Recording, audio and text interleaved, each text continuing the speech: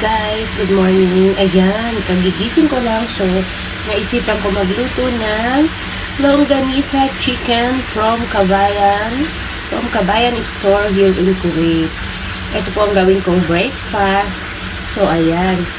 Bago po siya lutuin, i-ano ko muna po siya sa tubig. Pakuluan ko muna siya sa tubig. Ayan. Ayan po kasi frozen pa siya. So, tara, samahan niyo ako guys magluto ng langgonisa. Special chicken langgonisa from Kabayan grocery store in Kuwait. So, ayan guys, kung nakikita nyo guys, meron siyang tubig. Nilagyan ko po siya ng konting tubig.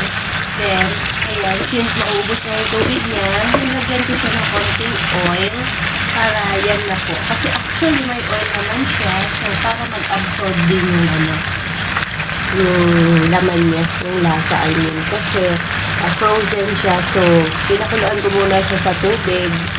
Ayan, so ayan na po. Baligtarin natin maya-maya.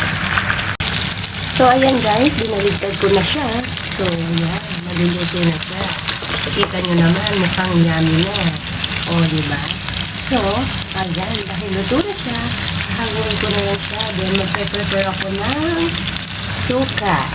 Suka, lalagyan ko ng bawang at asin. O, diba? Panalo na sa usawan.